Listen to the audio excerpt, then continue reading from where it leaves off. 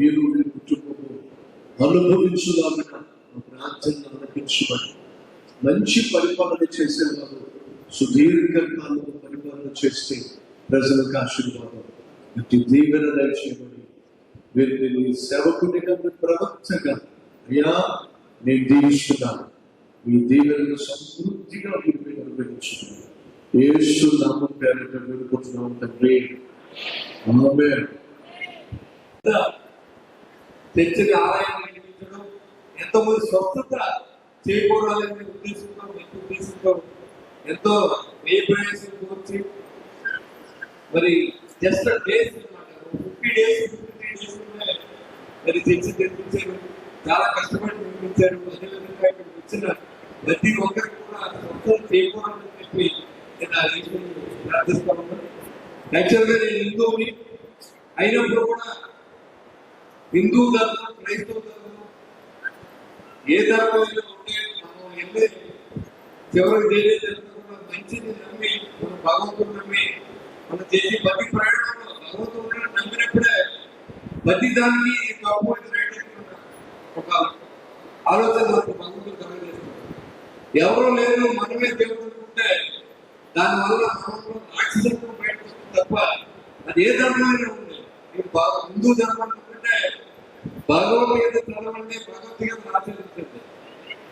అదే క్రైస్తవ ధర్మాన్ని నమ్మితే బైబిల్ నమ్మండి, బైబిల్ ఆచరించండి.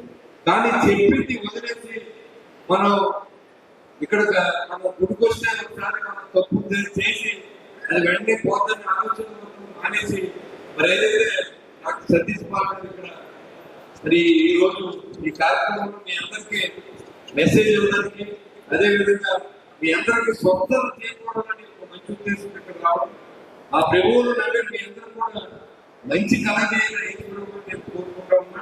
అంతేకాకుండా ఆయన చెప్పినటువంటి బైబిల్లో వాక్యాలు మనం తెలుసుకోవాలి, ఆచరించాలి. అంతేగాని మనం ఇది ఇక్కడ చెప్పిన వెంటనే ఇంటికి వెళ్ళిపోయిన తర్వాత మనం ఎవరు భగవంతుడు చూడలే, మనం ఏం చేసినా పర్వాలేదు, చర్చికి వెళ్ళినప్పుడు మాత్రమే ఇలా ఉంటే మనకి మంచి జరుగుతుందంటే మనం పొరపాటే. ఈ ధర్మాన్ని ఎప్పుడు కూడా మనం మర్చిపోదు. ఈ క్రైస్తవ ధర్మాన్ని నేను మర్చిపోను. మీరు చదివిన బైబిల్ మీరు మర్చిపోకండి, ఆచరించండి. ఆ యేసు ప్రభు యొక్క దయని మీరు చూడగలరని, ఆయన బ్లెస్సింగ్స్ తో మీరందరూ కూడా మీ కుటుంబాలన్నీ బాగుంటారని, మరి అదేవిధంగా సతీష్ గారు ఇక్కడికి ఇచ్చేసి ఈరోజు కార్యక్రమంలో ఈ కార్యక్రమం చేపట్టినందుకు వారికి, వారి కుటుంబ సభ్యులకి మరొకసారి ధన్యవాదాలు. వారి టీం సభ్యులకు కూడా తెలియజేసుకుంటూ సెలవు తీసుకుంటారు. ఎందుకంటే మాట్లాడే వ్యక్తులు ఉన్నప్పుడు బైబిల్ గురించి తెలియని వ్యక్తులు బైబిల్ గురించి మాట్లాడితే అర్థం మారిపోతారు. కాబట్టి బైబిల్ గురించి తెలిసినటువంటి సతీష్ గారికి మాట్లాడే అవకాశం ఇవ్వాలని నేను కోరుకుంటూ సెలవు. ఈ కల్వరి టెంపుల్ మధ్యలో ఈ నిర్మాణం ప్రారంభించాలి అని నిర్ణయం తీసుకున్నప్పుడు మా సహోదరులు ఎవరైతే ఇక్కడ ఈ మధ్య నిర్మాణంలో పనులు ప్రారంభించారో వారు వెళ్ళి ప్రియులు శ్రీనివాస్ గారికి కలిశారు. ఈ విధంగా కల్వరి టెంపుల్ మందిరాన్ని నిర్మించాలని కష్టపడుతున్నాం, మీ సహకారం కావాలి అని అంటే వారు తప్పగా అండగా ఉంటారు, సహకారాన్ని అందిస్తారు, తోడుగా ఉంటారు. వారు మార్పిడిగా కాకుండా వారు చేసిన సహాయానికి అండగా ఉండేందుకు మన మధ్యలో త్వరగా మనం నిర్మించుకోగలిగా మహాత్ముని బట్టి వారు చేసిన సహాయాన్ని బట్టి హృదయపూర్వకమైన ధన్యవాదాలు తెలియజేసుకుంటా. మీరందరూ మంచిగా సుదీర్ఘంగా ప్రజలకు సేవ చేయాలని ప్రభు యేసుక్రీస్తు మంచి ఆరోగ్యాన్ని, అలాగే వచ్చిన మంచి మనసుకు శాంతి సమాధానాన్ని, రక్షణ భాగ్యాన్ని ఇవాళ మనస్ఫూర్తిగా కోరుతున్నాను. నాయకుల కోసం ప్రార్థన చేయడం ప్రభు చెప్పారు. మీరు కోసం ప్రార్థన చేద్దాం. మీరు బాగుంటే ప్రజలకు క్షేమం చేకూరుతుంది. మీరు భగవంతుడు దేవుడు దీవిస్తే మన ప్రజలకు మంచి పరిపాలన అందుతుంది. కాబట్టి ఎంతమంది నమ్ముతున్నారు నాయకుల కోసం ప్రార్థన చేస్తే ప్రజలు బాగుంటారు చదివిస్తారు? అదే చేయి, అలాగే ఉంచండి. వీరిని ఆశీర్వదిద్దాం. దేవుడు ప్రభు యేసు ఆశీర్వదించున్నాడు. పరిశుద్ధుడమైన తండ్రి, ప్రజల క్షేమం కోసం, వాళ్ళ మెరుగైన జీవితం కోసం ప్రజలకు కావలసిన నాయకులను ఎన్నుకునే దేవుడు నాయన. ఈ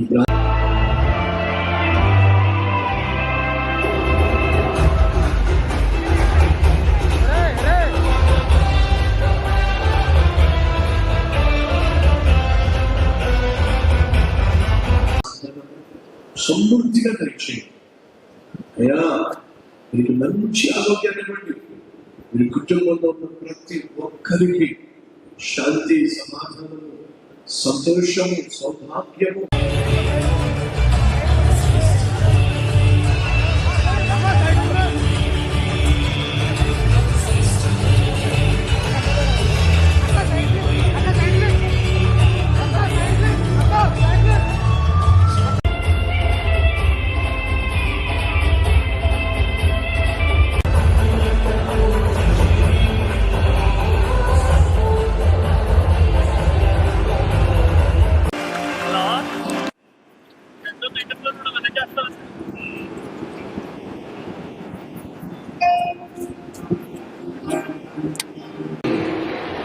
This church is a blessing to all these villages here.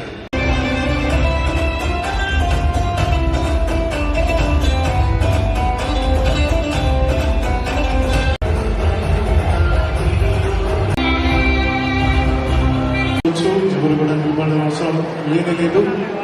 విశాలమైన స్థలములు, అద్భుతమైన మందిరాన్ని దేవుడు మనకు అనుగ్రహించిన ఎంత గొప్ప ఆశ్చర్యం.